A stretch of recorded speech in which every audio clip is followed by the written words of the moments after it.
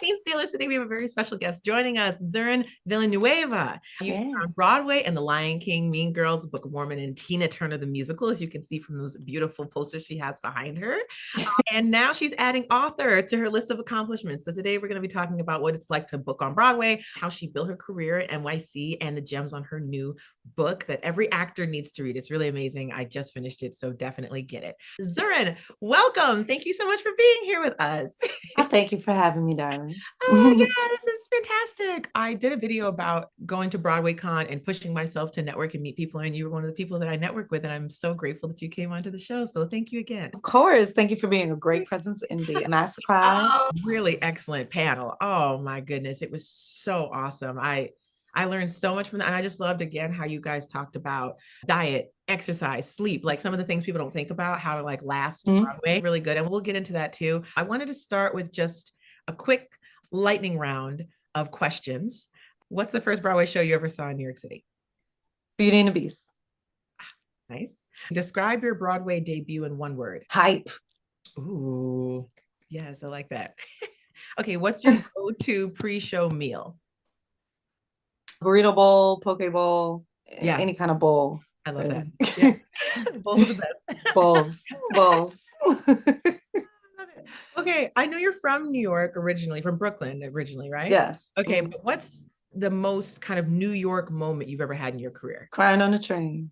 There's nothing more New York than crying on the train. That's so real. And not caring. Look, this is happening. So y'all can just do what you do, and I'm going to be over here doing what I do because this is happening. Thank you. That's that so or being pranked by a homeless man. That's also very New York. That is. He pranked me and it worked. And then he laughed, such a huge, big belly laugh that I was like, you know what? You needed that. Okay. Subway or taxi to a Broadway audition? Subway. Every time. We're trying to get the job. We ain't spending money. Yes, exactly. Okay. What's your favorite Broadway theater to perform in? Oh, it's tricky because like I've only seen 3 of them. It was the Music Box, the Minskoff, and the August Wilson. Oh, I like the Music Box the best. Oh, really? Out of those 3. That's all I know. Okay. That's all I know. Nice. Yeah. Can I ask why? Gosh, there was something in the air in the Music Box. The Music Box was doing something. There was, maybe they had spirits. I don't know. The terrace outside is so beautiful and it matches the inside. It might be the oldest one. Maybe that's what I think it could be the oldest one. I got to check. I love that. And the Minskoff is huge. It's just huge. Yeah. And that's grand and in that. Yeah. But I feel like the perfect, like, this is a theater. It's like the Music Box. Like, yes. Oh, that's so cool. Yeah, because I would have said the Minskoff, but from being an audience member, not knowing any better, that's really like magical almost. Okay, what's the craziest thing that ever happened to you on stage? There's so many things. Because there are so many, I'm going to pick one. Okay, picking one. Mean Girls, doing Mean Girls. And our entrance is, I was doing it with Mr. Demarius Copes. What's up? And he is my dance partner. And we dance along the lip of the stage, the very edge of the stage. So like we just slide this way is what our movement just goes like D across the edge of the stage. And we do it all the time. So I see that Miss Erica Henningsen had dropped something. It looked like a big clip or pliers or something. It's huge. Oh. And because it was so big, I was like, I'm gonna go get it. So I told him, or at least I thought I told him, I was like, Demarius, look, I'm gonna get it. I'm gonna get it. He didn't hear me say that. Oh, no. He didn't know I said I was gonna get it. So when I knelt down to pick it up, he trips, or he trips on my feet. I trip. Something. I start falling. I'm like, I'm falling. It was so slow. And like, I couldn't, like a low, you know, when you can't get your footing and you're trying to get your footing and you just can't find the ground. And it's a slow fall. And I'm like, am I going to fall off this stage? The pit is right there. And Demarius takes my shoulders and puts me upright. Wow. And then all of a sudden I'm on the ground and we're still dancing. And I'm like, the ground! It's a miracle. And I was like, you saved my life. My gosh. Yes, actually. And he rolled his eyes. He was like, you didn't tell me. I was like, yes, I did. He was like, give me this. So you got the clip. You did I get got it. the clip. Marscope saved my life. That's And that's amazing. that. Okay, best piece of audition advice in 10 words or less. Have an affirmation sentence that you say before you go in. Take up the space and do it from your gut. I love it. That's so great. I love the idea of the affirmation phrase before you go in. I think we're so busy. Do I know my lines? Yes, I know. And me too. Yeah. And I was like, I'm missing this thing that I could do. And it really did make a difference. And I was like, dang, I could have been doing this for years. Hindsight's always 2020. Man, all these opportunities. Oh, that's so helpful. I love that. Okay. Last question. Oh, one Broadway role you drop everything to play. There's so many I love. It's hard. There's so many I love. And I love roles that I haven't even heard of. You know what I mean? Yeah, you've already fallen in love with that character and shit. I'm in love. I have love for things I don't even know exist yet. I think Glinda is so great because of the comedy. I love the comedy. Yeah, I'd love to see you as Glinda. Although I can get down with the dark, but I feel like if you're a Black woman, you automatically get given Elphaba. And the reality is in terms of my essence, if race wasn't a type, my essence is Glinda. And it took me years to even recognize that for myself because the industry says you're Black Elphaba. Typecast. And I was like, wait, but who I am, I'm a goofball. I'm like, oh my God, everything's pretty. I'm Glinda. Like exactly. Right. We don't have to belt everything. We don't have to belt everything. Heavy energy. The Black woman in the belt. Free her from the belt. I saw Brittany Johnson when she You did see her. I did. And that that changed. I was changed for the better, as they say. You changed for good. She was wonderful. And I loved how she brought a little like hood in it. She brought a little gangster in about it. And clips are on YouTube. There are some clips and people have said that like her performance is one of the best Glindas since Kristen Chenoweth. Lovely. Thank you for that. That's a fun little warm-up round. Okay, I want to get into your kind of your journey and your Broadway career. I read in your book that you graduated both from LaGuardia and Howard. How did those early training grounds shape your confidence and discipline as a performer? It definitely did. LaGuardia was a great place for the basics. Like it gave you all of the basics, and we were able to just freely practice and have ideas and collaborate with the teachers in a certain way in terms of what pieces we're doing.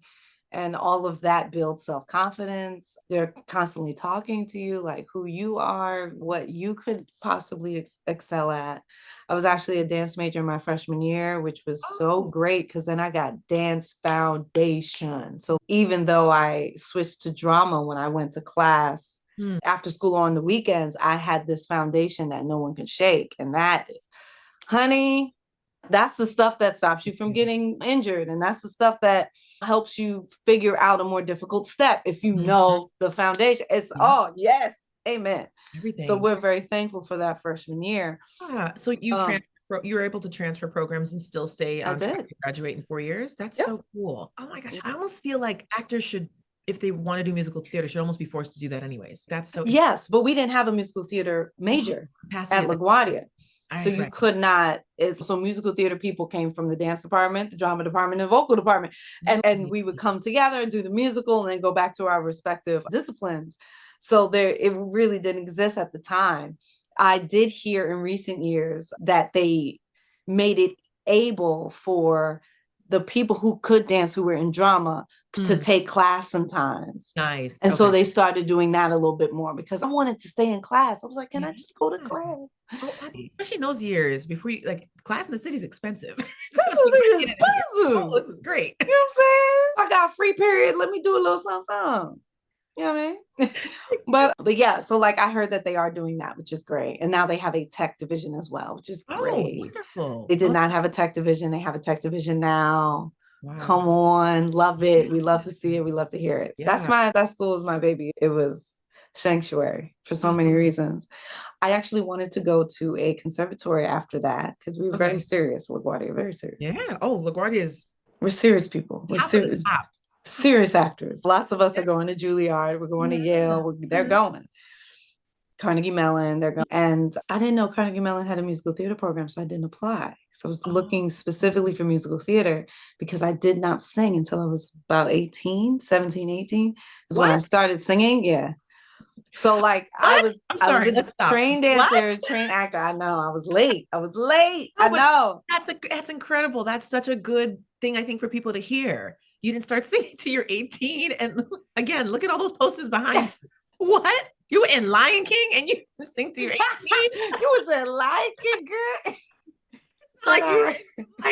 Oh yeah, just right. Let me soft singing type of show. I'm so sorry. That's incredible. No, they singing in Lion King. No, they are singing down. Wait, listen. If anyone hasn't seen Lion King, let me tell y'all, they singing and moving and jumping and operating and jumping and operating puppets. Okay, but they singing. Yeah. And then so like when I was like, okay, I've trained in dance, I've trained in acting.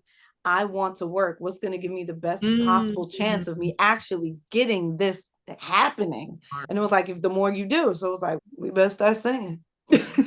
And I feel like LaGuardia gave you that kind of like career mindset, or did you just naturally? Okay, that's absolutely really where it was just like, how are you actually going to get this done in a real way? That's and you start thinking about it, and then I started talking to my teachers, and he was like, "You can sing?" I was like, "I can sing." What do you mean? And I was like, I guess he heard me humming something. He was like, "You might sing," and I was like, "I might sing." You had the gift. Because if I can sing, let's go. It opens it up, right? Yeah. So I started going to a class. Like we had one musical theater class, and it was taught by this woman with Sandra Woolsey, who was working for NYU at the time. I don't know if she's still there. Okay, yeah. She came in to do our one musical theater class, and I asked her for private lessons, and I started with her. Smart. And got me ready for colleges. So I auditioned for colleges, having only sung for 6 months. That was fun. That was interesting. But like, I really got somewhere. I think they like to pick, I feel like they like to pick people that are already done, which is like silly because we're going for training for 4 years. So I got into University of Miami and I got into Howard, and that was it. And it was like, I wish I had applied for Carnegie Mellon. That was so silly. Yeah. Dumb. I think you did fine. But it shoulda, woulda, coulda. I'm just saying that's what I was thinking at the time. I wanted to go to a serious conservatory. I know what you mean. And I ended up at my safety school. Howard University was my safety school. And my parents wanted me to go to HBCU because they wanted my self-esteem to be built and protected. Just being around, not being cast in something because you're the Black girl. Because if everyone's Black, then you're being cast for who you aren't. That's beautiful. So that was really what they wanted. So I ended up at my safety school, and I was like, and then it only took about 6 months and I was hooked. Yeah, Howard's incredible. But Howard is a great school because it makes you work for yourself. You build your own discipline because all of the resources are there, but it's up to you to go get them. They're not going to be handed to you. If you ask for more time in the studio, you can get it very easily, but you're going to have to go get it. I made sure that I was like singing every day because like I went to a Black school, so everyone sang. Yeah. Everyone sang first. I had the other two, and they're singing down. And I'm like, what's the key? So I was like, oh, I have to work hard, fast. Girl, wow. So I was in there every single day. I was like, y'all ain't gonna clown me every single day to get it together. Intimidated by that because a lot of people. I was very intimidated by that. But are you kidding? Intimidated that you said, I'm just not a singer and I'm going to go back here. Because I think a lot of people would have gotten to that space and been like, I better just stick to what I know. Better just stick to No, but I was literally there to learn how to sing. That was my one goal for 4 years. I know how to do the other two. That was my one goal. I was like, if I don't sing, then we need to quit. Yeah. So how did you push yourself past the being intimidated by just that environment? How did you really get there mentally? To be honest, you still wear those doubts today. I'm not even gonna hold you. I still wear them because that's what happened in your formative years and teasing and stuff. And I'm sensitive. We're all sensitive. We're artists. But it was very much, okay, go back to work. Okay, didn't quite make it. Let's go back to work. Okay, I need to expand my range, go back to work. So interesting. Yeah. And that's what you need to be. I think like sometimes when you're in these programs, you're thinking like, man, they are like riding my tail. They are. Yeah. And it's, what is it that serious? And then you get out here and you're like, oh, it's it's actually more serious. It is. It's actually way more serious than I ever could imagine. Okay. You're going to audition. Forget like you're trying to get off book or audition for one school play every season. You're auditioning every week, sometimes every other day. And those rejections, you got to get back up. You got to get back up. You got to get back up. So it's really nice to hear how it took advantage of, like you said, that Howard can push you to make it an a la carte program. And you were like, no, that's what I need. And you could identify that and really push yourself in that. That's remarkable. Really. That's really cool. Yeah. And it made it very helpful for being out in the real world, because once again, when you're in the real world, there's nobody pushing you. You have to push yourself. Do you want this or not? You know what I mean? Exactly. So like, that's why Howard people, if you notice, Howard people are the silent killer. They're always somewhere. They're always somewhere doing something, because we all learned, no matter what our discipline was, whatever, what our major was, we all learned that no one's going to give us this. We got to go get it ourselves. And I would say Howard grads, like the commonality that I've seen between you all is you guys know how to get your foot in the door. Yep. You guys know how to be like, oh, no, hold on, one more thing. Oh, hey, hi, how are you? You guys are not. Yeah. I can't be like, no, I shouldn't. You're like, okay, maybe I shouldn't go up to them and speak now, but I'm gonna figure out another way to come back. Maybe I could find another way. And send an email later to reiterate. You guys are like, oh, yeah. I'm like, oh, I thought we were just out for drinks. Oh, you see somebody over there that you know that you're gonna. Okay. Because we're like, we don't have time. When you stand online at the A building for 3 hours to finagle your financial aid, honey, no, do that one good time. That'll learn you. That'll learn you real good. You'd be like, I've had enough of this. Thank you. Oh no, we're gonna get this done. Can't pay for school. Don't worry about it. Don't worry about it. I got this. That's amazing. Okay, so just even though you guys need to buy this book, I'm not going to keep saying it, but I am going to keep saying it just for everybody who's watching, because I know this. Okay, you started dancing. You were born and raised in Brooklyn, and you started dancing first, right? Yes. Okay. And so you've been dancing since I think in the book, what, 6 or 7 years old, you said? Yes. Okay. That's amazing. Very cool. And then acting, when did acting come in?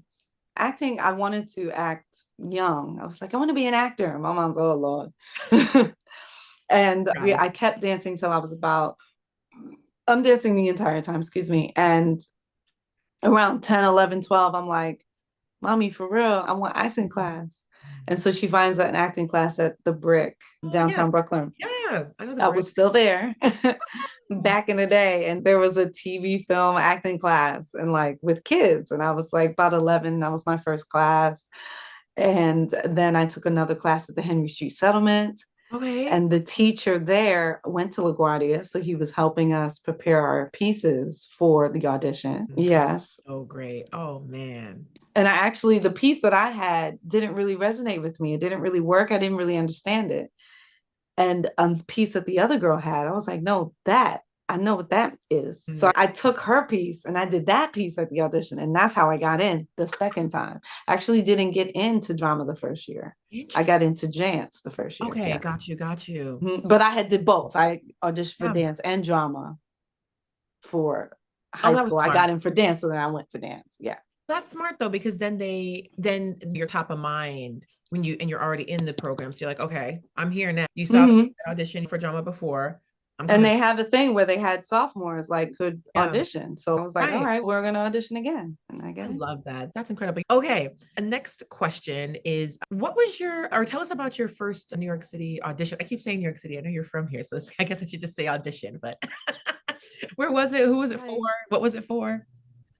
I actually don't remember. Oh my gosh. I couldn't tell you. I couldn't even begin to tell you. It's so funny. So when I graduated with my equity card, because I was able to be cast in a production of Crowns at Arena Stage in DC. That was the other thing. DC is a huge theater scene. So it was really great. There were a lot of opportunities to do little shows in the summer, do little parts. They had exchange programs with kids that came from universities. We weren't the only university that had an arts program. Catholic University had a decent one. University of Maryland had one. Oh, American University had one. So there was little things popping off here and there. And Kennedy Center was really great, was a really great place to get in, like for TYAs and the different programs and stuff. They were doing great things over there. Yeah. Hopefully they can continue and stick it out and Right. Fight the administration. One administrator in particular. But so yeah, so they were really great about like getting kids in and young folks in to perform in this iteration or another. So yeah, it was a big theater scene. So I was able to get my equity card before I graduated. So I had my equity card and I was like, it's great because you go to New York, everything was equity at that time. Now, good portion is non-union, guys. Don't get too fast with the card. It's the truth. It's different now. It's different now. But back then it was like points. We were on the point system then. Oh, right. Point system's gone. This is wild. And I'm not I'm not old and it's already gone. And now you can buy in. Equity is just go in whenever you feel like it. Okay, great. So yeah, so I took my card. I took my car to New York, went back to my mama's house, and I started hitting the pavement. What I remember is getting up at 5 or 6 a.m., going down to the equity house, signing up for the auditions, for as many auditions as I could, and putting the slots in. So like I would go there, put the slots in for 3 o'clock, 3:20, 3:50, 4:10, 4:15, or whatever, like that kind of stack, somewhere between 2:30 and 4:30. So you just then I'm signed in. I go home, I get changed, I warm up, I eat, I'm a person. Then I go back to the city, do all the auditions in a row. Bop, boom. And then I head to waitressing. Then I head to waitressing. I get home at 12 and that's that. And that's the day. Wow. And how many days a week would you do that as far as going down to the equity house and signing up like that? 3 times a week. Okay, so that's why you can't remember. That's a lot. You said what? I said that's why you can't remember your first audition. I was going 12, 20 a week. I haven't a clue. I was outside. We were auditioning for everything under the sun. Like you said, then you'd be like, this is my week and this is the auditions I'm going to. But man, 3 to 4 days is, and the getting up early like that is really that's that Broadway energy. This is what you're gonna have to do. That's that hustle. And like I'm a New Yorker. We have hustle. I went to Howard. We have hustle. It was like hustle on. I'm Black. We got hustle. Let's go. That part. Exactly that. Always. I got three. It was layered. I'm a woman. More hustle. Keep at it. Just stack it. I'm a dancer. We got the most hustle. We can just stack them all. It's like hats now. It's like you need a ladder to put the last one on. Yeah, exactly.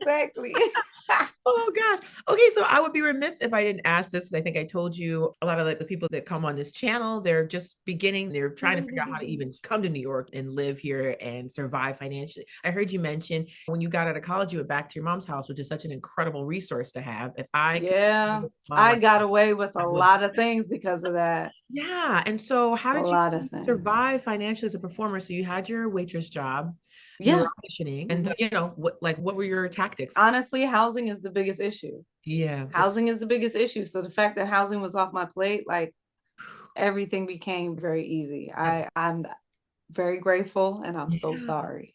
Okay. So sorry. All right. But I would say, okay, talking to my friends who had to move here, first, make sure you don't have any relatives. Make sure you never know till you ask.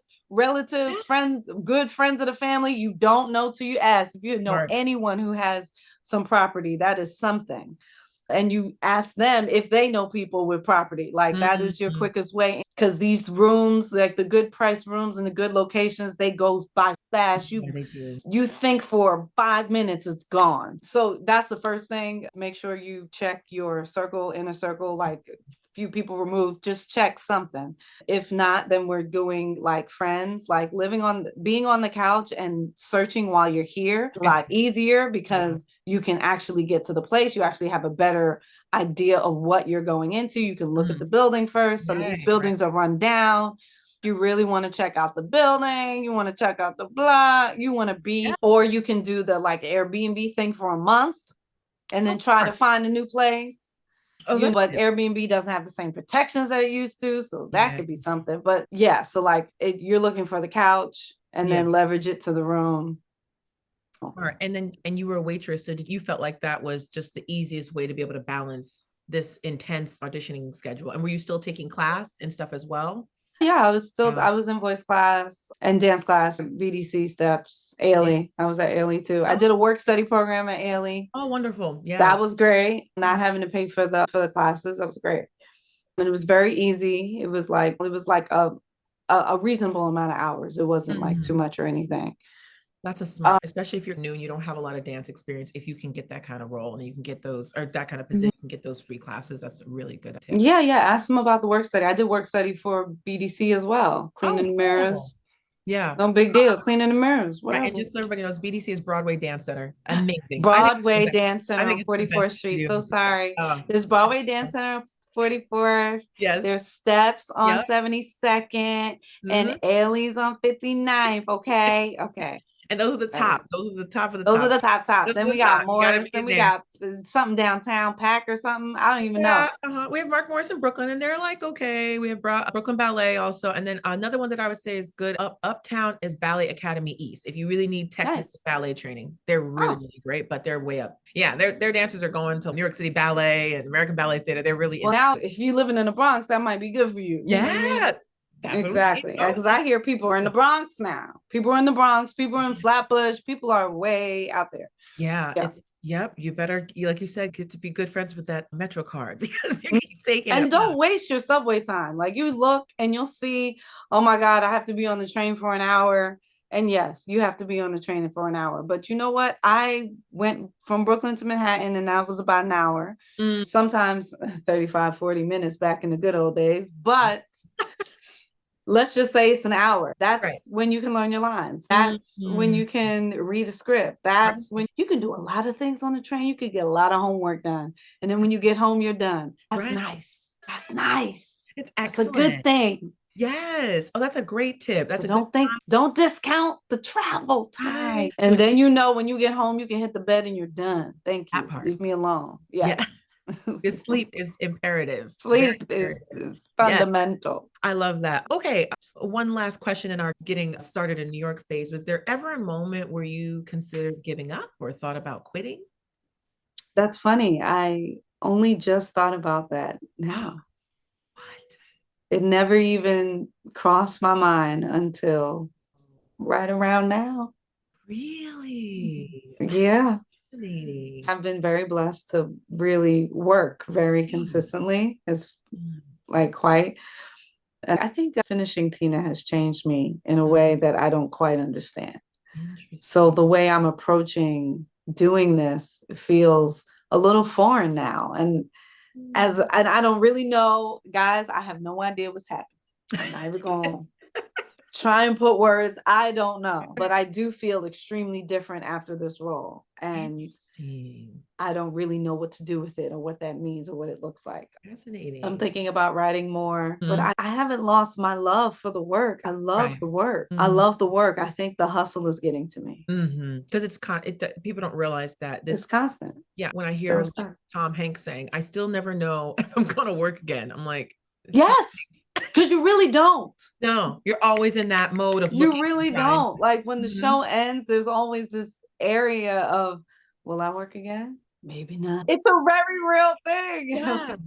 Oh, that's Tina. I'm sad, like you said earlier. I hate that I missed you in Tina, but I saw it with the original. I can't think. Oh, you saw Adrian. Yeah, Adrian. Oh, yeah. But to your point, that show, just sitting in the audience of it, it really transcends you. It's not people try to like downplay, oh, jukebox music. I'm like, this is not that.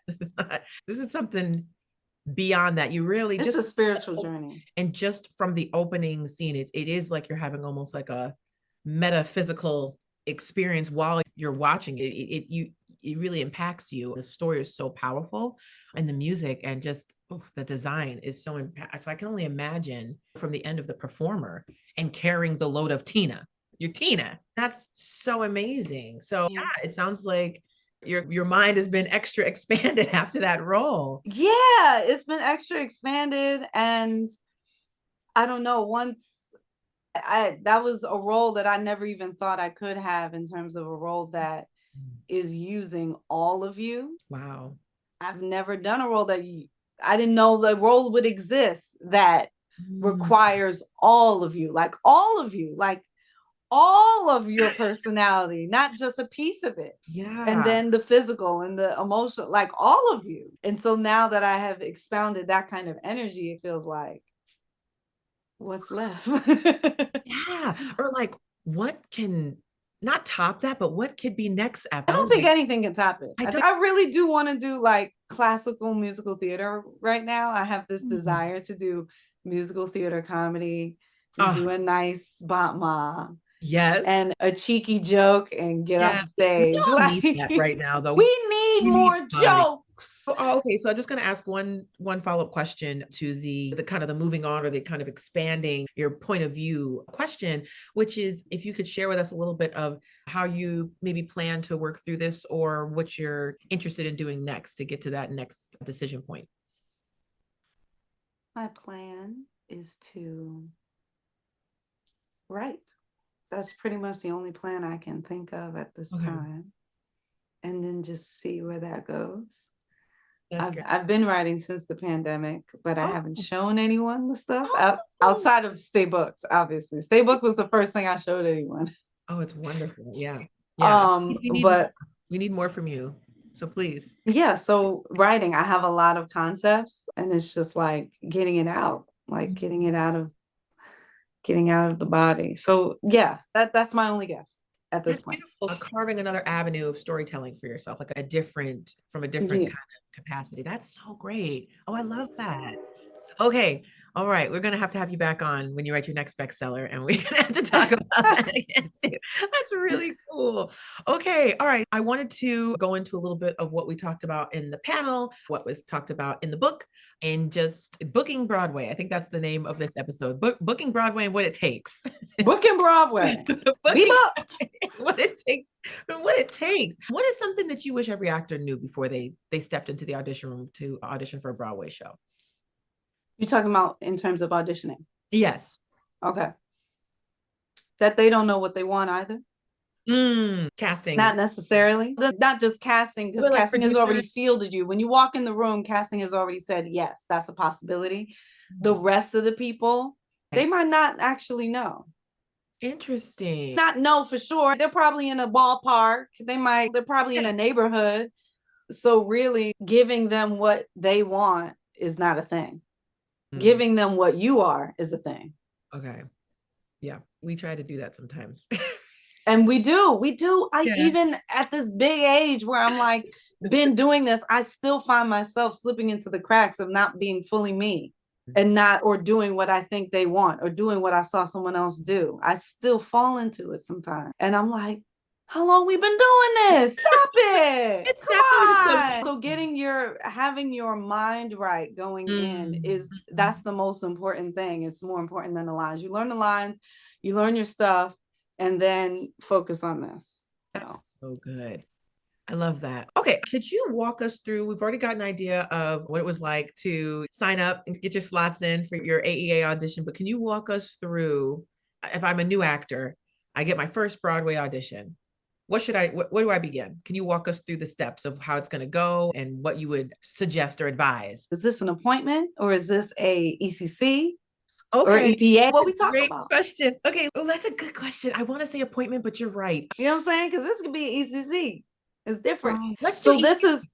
So what I used to do, because I got here and nobody knew who I was. Nobody knows anything. The first thing is to getting the casting directors to know who you are and recognize your voice, recognize what you're doing, recognize you, right? That's the first thing. So you're literally shopping yourself around to all of the casting, because then they'll get something that matches you and then call you. That's what you want to get them to do, to call you when you comes by. You know what I'm saying? Yes. So you got to get to know them. So basically research, you get to know all your casting directors. And once you get to know all your casting directors, when you go to all the ECCs and EPAs and you write down who you have auditioned for, what you performed for them. And I also write down what I wore and what my hair looks like, because if you're a Black woman, like your hair will look very, very different. You will look different with different hair. Continuity. Yeah. So I will know what I performed for them. And so if I did a comedy for them, I'm going to do a drama next time. If I did a fast song, I'm going to do a slow song. And then I'm going to do a slow song. And then I'm going to do, if I did a Broadway song, then I'm going to do a pop song next time. Then I'm going to do a rock song next time. You know what I'm saying? We are showing them our range. We're showing our range, our style, our this. I'm huge on comedy. I love comedy. So I would lead with comedy. Nice. I have a comedic song, so I do my comedic song. And then after I do my comedic song, if they ask for something else, then we do the ballad. And we give them the acting chops. You know what I'm saying? So if you're keeping track of who you saw, who has seen you, and what you did for them, now you're collecting casting directors and make sure you hit all of them. So sorry to stop you, Zurin, but do you hear that, Scene Stealers? Zurin, a Broadway actress, okay, tracks her auditions for success, and around here, we are very pro-tracking, okay? If you're ready to take your acting career seriously and get organized like a pro, download my free Actors Toolkit. Tools to guide your journey, dream with intention, and achieve your goals. It includes the Jumpstart Your Acting Career on a Budget ebook, a customizable Trello board to track your auditions, set goals, and build momentum, and a Canva vision board wallpaper to stay inspired every time you open your phone. Download at www.whitneymcintoshjoseph.com/the NYC Actors Guide. Do you still need more support? I got you. I also offer career coaching to help you strategize your acting career, refine your materials, and create a clear action plan for success. Sign up for my coaching at www.whitneymcintoshjoseph.com/coaching. And now let's get back to Zurin and her magicalness. And then when you've hit all of them, start at the top, start again. And eventually they'll be like, hey, because it is about repetition. There's a sociological thing where the more they see you, the more someone likes you, which is why they play commercials the way they play commercials over and over and over. You are the commercial, but don't sing the same song or the same piece, do a different piece over and over and over. That's your game plan. You have to know. Now, I'm so old school. I had an actual journal. And I would write it down, and I would write booked across the page if I booked it. It was so much fun. That's really fun. Yes, you have to have a little like check or a little. Yeah, make sure you reward yourself. If you like stickers, give your stars. It's about the little things, people. It's the little things that matter. Get yourself a mini cupcake when you book. Yes, we celebrate the small wins. Even if they just give you a good compliment, that's a win. When you're brand new, it doesn't matter. You just hit them and dip. They might ask you stuff about you, and then you're like, now you know you got them. Hey. Yes. No, that's perfect. When they start, where'd you go to school? Right. Where are you from? Oh, yeah, you got them now. You ready? Let's go. I love that. That sampler platter every time you see them, or sometimes if you're there and they say, can you do another song? You're doing a completely different piece to showcase all of your abilities. That's excellent. That's wonderful. Okay, that's fantastic. And watch your tempo. Tempo is death in the audition. Oh, you're excited. If you're doing 2 different pieces, 3 different pieces, tempo, keep an eye on it. And the key, of course. I usually have the accompanist play a chord if I'm doing another piece, just to remind myself to reset myself into the world of that particular song and not the song I just did. Smart. Very like, can you play the intro for me? Dun, dun. Okay, yeah. And then that can take you right. That's really and it takes you in, and now you're in the new, because if you were, it's very possible you're still in the old world of the other song. Okay, and then just to that point, just to wrap that part of it up, what is the kind of the most unexpected part of being on Broadway that people maybe wouldn't expect or don't know at all? I feel like we don't know the money of it all. Even when you're in it, like you have to like sniff around to figure out the money of it all. You don't know the money of it all. Interesting. Yeah. I like to play this game with myself where I try to figure out how much it costs for this particular show versus the other particular show, because different shows got different budgets. And what makes this budget so high, and what did they choose to spend money on, and what did they not spend money on? All of that is so interesting, and it's completely not anything that has anything to do with performing. So I'm very interested in that. And I like to talk to the producers, like actually have a conversation as it allows, as it just comes up. Maybe you're just standing there with them. Yeah. And talk to them like, oh, like you just learn so much from the other side of the business. It's so cool. That is really fascinating. That sounds like I would think, I'm so curious about producer actor credits. Yes. And and I'm into that as well. Yeah. I'm really hearing from you that I think that would be something people would like to hear more of. The understanding the producing from an actor's point of view on Broadway. I'm curious to hear more about that, because that is something that's fascinating. I feel like it's more in film, TV, commercials, a little more exposed where the money is allocated, how things come together. But with Broadway, we don't talk about the fact that what you just said is very true. Different thought about that. Different shows completely have different budgets. All right. So really quick as we wrap up, I'm sure nothing I do is quick because I'm a chatty catty, but I want to Chatty Cathy. I just want to talk a little bit more about your book. Could you share with everybody just what inspired you to write this book and who's it for? Yes, Stay Booked, The Rules of Business on Broadway is the full title. And I started it during the pandemic. I actually had a dream about it, like what the business of it, the silent rules, and how to make a show's work on your body. And it will be different. Of course, you're going to make adjustments. We're all different people, but there are basics that we don't really get into in our musical theater programs. And knowing things like traditions that we have and things that may be expected of you that you didn't know about. Right. How important it is, how morale and relationships across the theater are so important. And it's not just the work that you do is good. How that it takes a bigger seat than even your talent. Once you've gotten in the show and we're all in the show and we're all talented and all doing it, then it becomes this morale and connections and relationships. And knowing something as simple as knowing what everyone does in the theater. It's a team effort. It is an ensemble job. And we forget about that. We're auditioning solo. We're doing self-tape solo. We're doing all these things that we used to do together. We're doing more things solo. And then you get in the theater and there's all these people around. So making that transition to, there's always this focus on getting the job. And I wanted to focus on what happens after you get it and how you create career longevity. Because a lot of people have a few shows and they stop, or they get burnt out, or they quit, or maybe they divert, maybe they come back. People have gone and come back.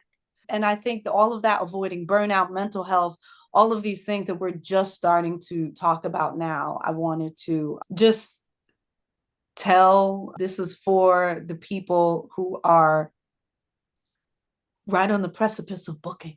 Love it. I love it. it. These are the people that are about to book any minute now. Oh, come on, preach it. Do you hear that, everybody? That's you, okay? That's you. Directly to your heart. So I wrote it for folks that are on their way to being professional actors, who want to be professional actors, who want to know what else is there besides just my talent, besides just what I can do, my skills. We stay in class all day long for our skills. We need other skills as well. This is, especially on Broadway, is corporate theater. It says Proud Mary LLC on my check, for instance. That's an LLC, that's a corporation. No, it's so real. But we think, oh, I love it. And it's like this. We love it. Business. It's our thing. It's our love. Yeah. And our love has been put into this corporation. So you have to know both. Know your love and know the corporation. Exactly. And you have to keep the passion just as much as you keep the business, but you must have both. You must. So I wrote this for pre-professional actors, teenage and up, or from 13 to whatever age you want to start this business. So yes, it's definitely for them. It's my love letter to the pre-professionals, the ones who are as hungry as I was, who were like, by any means necessary, I will book. This is the kind of book you read in high school. You read before you actually get the book, and you'll be, and what I love about it is the way that you broke up the sections and the chapters.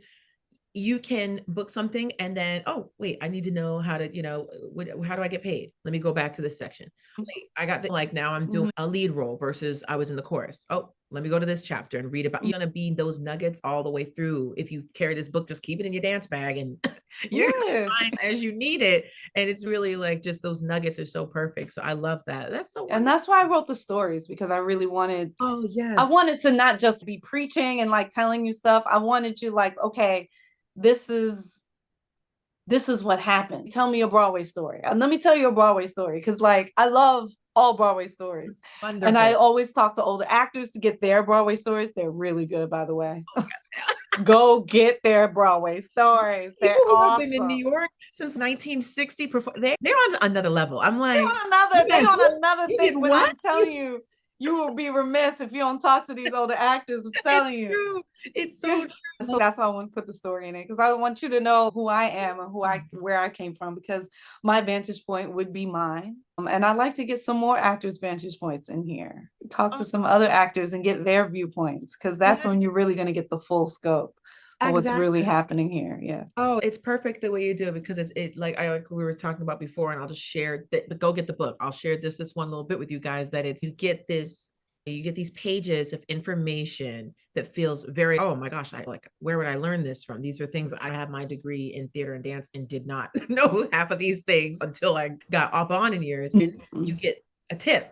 You get like a pro tip, or Zern will share, this is what I like to do. This is my friend. Then you get the Broadway stories. Then you get a nice tale of an example of when said information happened, or said tip worked for somebody or didn't work for somebody. And that, like I was saying before, that just seals it for me. It connects everything into real life terms.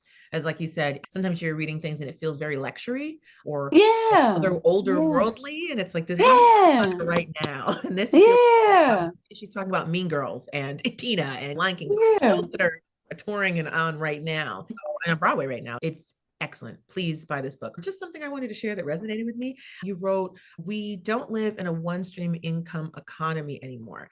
And then you shared, this is later in the book, and then you shared, like, you have a friend that liked to bake, and they turned it into a baking business, and they'd already given samples out to the cast. And when people had birthdays and other things, they went to them. And I was just really curious to hear a little bit more about that, and just speaking to the multi-hyphenate-ness we all have, and just speak to that a little bit from a artistpreneur mindset for everybody. We're in this beautiful age where we really can have several businesses running on automatic. And it's really about, like, every artist I know does something else that's not performing. Every artist I know has this other thing, like, oh, I'm really into photography or editing, or I did lighting, or I love costumes. I like to make clothes, knitting. There's so many people that knit their way out of anything. Like, we used to, in high school, there was like a whole knitting club while we're waiting during tech. Everyone's knitting. I'm like, I get it. You know what I mean? And honey, that crochet thing, you can sell that. You know what I'm saying? Like, one of our other Tina, she's a DJ, and she's a good DJ. That's good money. And that's like on something that you really love. She loves music. You know what I mean? People play instruments. I found out, oh, this person plays this. I never knew that they played this the whole time. That's money. Right? You leaving money on the floor. So you just really would be surprised on how many bags might be floating around your house that you don't know about. Love that. Yeah. So really always think and always seek out the other important part of not experiencing burnout and keeping yourself alive is to expose yourself to other things outside of performance. It's very easy to just go to class and go to the show and that's it. But you have to do more. You have to get out of the house and go into Manhattan or Brooklyn or Queens, or go do something with normal people. Every once in a while, once a month at least, you have to do things with normal people.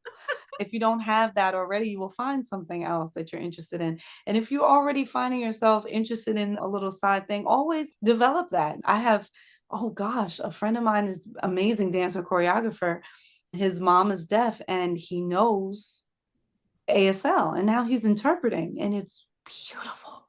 Wow. It's beautiful, but you don't untap sources, like things that you had in your life that you never thought of, and you're like, wait a minute, income stream, what's up? And it's like all these parts of us that we try to decompartmentalize, and finding a way to bring them together to support one another. Yes, and bringing them together, because there's a lot of ways that it can affect what you're already doing. Right. Yes. So it doesn't have to be a separate thing that you do. Yeah. And the idea that it keeps you from the burnout. It really does. Okay. 2 last questions. I'm trying to be respectful of your time, but you're so interesting. And I'm having such a good time chatting. Okay. Thank you. Yes, it's really good. You're a ball. You're a ball. We could chat it up all day. Okay. All right. So in Act 1, I'm not going to give everything away, but the book is set up in acts, which I think is so great. Okay. Sorry. All right. Yes. And we talked about this in the How to Survive the 8-Show Week, I think it was, at Broadway. Yes.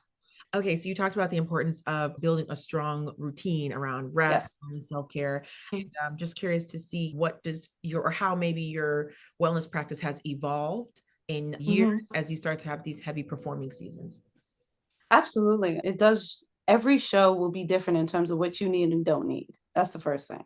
Yeah. So you definitely have to pay special attention in the beginning of shows, because it's going to be different. With Tina, it was a lot about the hips. I had to roll out the hips.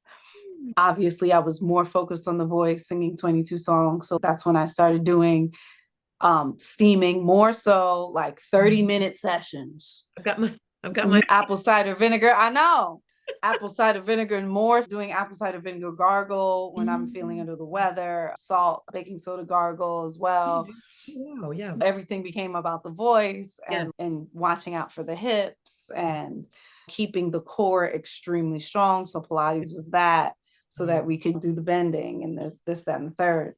And the hit, like all this hip. Yeah. And also there was a lot of shoulder stuff in it. I didn't realize. So like that was specific with Tina. Oh, watch out for the shoulder, watch out for the hip, and do everything for the voice, 12-hour rest sessions, things that I may not have had to do. I didn't have to do with Mean Girls. I didn't have to do with Book of Mormon, but certain things like you'll see, like even traveling, my voice was drier as opposed to being in New York. It wasn't as dry, for instance, those kind of things. So you build with each thing. So, and you collect them. You collect your different things. Like when this happens, I do this. When that happens, I do this. And so as you go from show to show, you collect troubleshooting, honestly. Yes. It's really nice. And so building that out, oh, listen, I'm not going to brag. I wish you guys could have been to Broadway Con and been at that. I was there and I got a lot of great notes. Maybe I'll share them with you all one day. I don't know. I feel like you could have been there. It was wonderful. I'm sorry. It was really great. And there was so many good tidbits about just like when to drink water, how to hydrate yourself, like what to consider when you're in these, even if you're in the chorus, but if you're in these really vocal heavy tracks, it's like you cannot. Yeah, because I did chorus work with Lion King. And it was vocal heavy. It was still vocal heavy, regardless. And I was soprano one in the stratosphere. Okay. It's so high. It's just so high. Okay. Sadly, our last question here. This has been so fun. Last question. Oh gosh. Okay. So if an inspiring Broadway actor were to only take one lesson away from your book, what would you want it to be? Oh, that's hard. Okay. Learn how to read your body. Ooh. And when I say body, spirit, and soul, and all of that, learn how to read what's happening when it's happening. Learn how to feel it. Learn your body, learn your spirit, learn your mind, learn it. And so when you see, it's a little down, it's a little sick, a little this, a little that, so you know exactly what's going on when it happens. Yes. So then you can get ahead of it or make adjustments and that kind of thing. If you learn your body, no one can take it away from you, can take the show away from you, take the job away from you. You learn what's happening, if you'll always be ahead of the curve. Oh, good. Yeah, I think we sometimes forget this is our instrument, and we think of it only on the output end, right? Like the what am I giving? Yeah. The fueling end is what we just talked about. It is the recovery. It is the diet. It is, am I sick? The fueling end is how you stay. Yeah, that's how you stay in the business. Right. And that's an excellent takeaway. Yeah. Being able to do that interior checklist with your really big. And don't forget that spirit, and don't forget that mind. That's just as important than your ankles. People, we worry about our ankles, we worry about our voice, but it's all connected. So the spirit and the mind, keep an eye on that too. Excellent. This is so wonderful. I want to thank you so much again, Zurin, for being on the New York City Actors Guide. This is a huge deal for me. I really appreciate you being here. This is my first interview, and it's what? Not reactor. No, it's not. Yes. Get out of here. My first interview. So I'm just so excited. Yes. Congratulations. Yes. Oh, thank you so much. Yeah. So I just want to say, I got my book on Barnes and Nobles. I have it on my Nook app here. Yes. So make sure you guys, I was trying to see if I could pull up the. Yes, we have a version for the e-reader through great. Barnes and Noble. And we also have a fully illustrated ebook PDF through my website, zurinspired.com, ZURINSPIRED. Yes. Okay. /stay books. I'll put a little pop-up here. Yes, and you can get either the fully illustrated copy or the ebook for your Nook reader, for your e-reader, any e-reader you have. And the phone too, which is yes, and the phone as well. On the move, on the train. There was definitely some days I was on the train and I was like, oh my God, and I was just like about to miss my stop. Reading through it. Yeah. Oh my gosh. But I think I'm gonna also have to buy the physical book because I want to be able to see those illustrations. Yes, we have printed. I will be releasing this week the physical copy. We have a limited stash of this round. So we might have to go back and pre-order, but it's limited. We only got a few copies. Do you hear that? You guys are the first to hear it. This is hot off the presses. We'll be releasing this week. Oh, this is exciting. Okay, really great. All right, so today's April 6th that we're filming this. Okay. Hopefully I'll get this out. I think I plan to get it out by the 9th. Yeah. So you get it out by the 9th? Perfect. Yeah. So the books will be available then if you guys want. I'm definitely going to get myself a physical copy now too. So yes. People kept asking for a physical copy. So I was like, really? Y'all really want the book? All right. Yeah. I think there's something about and you know what? This is a good book to have on. I was on set on Monday. And sometimes it's nice to have a book with you because you're just there for. Come on, set on Monday. Hey. Slipped that right in there, didn't you? Yeah, took that in there. My phone was dying. And so it was good the phone died. It forced me to get up and go and talk to people and hang out with people and talk through and everything. But I was like, somebody had told me a tip of have a good book with you because that also starts conversation. You can just be, and people are like, what's true? What are you looking at? What is that? Let me see. You're right. You are right. That's a good tip. This is probably why people want a physical copy too. And you're on those long days. This is a good conversation starter. So I'm definitely going to get myself one. So yes, I also wrote this. I forgot. I also did write this for actors of other disciplines moving into musical theater because we have TV film actors will find themselves in a musical for whatever reason. Read the book. Exactly. Okay. When you have company dancers, I've seen a lot of company dancers find themselves in musicals. Read the book. Yes. These are like when you do these other things like transitioning. Broadway is very interesting and it's its own little sphere of a world here. Like its own little globe here. So please, if you're a TV actor, if you're a company dancer, if you're straight theater only, definitely pick this up. Yeah, it's great. And I definitely want to have you back on because I didn't even get to delve into your film career, your TV and film career as well. Yes, we got a little something going on. Exactly. So I'll have you back on and we'll have a New York actor, a TV film focus as well. Thank you again so much for being here. And thank you so much for having me, Whitney. What you're doing. Yes. And can't wait for the next book. And again, get this book, guys. It's amazing. You're going to love it. I'll put a little thing right here so you can see the cover. Okay. All right.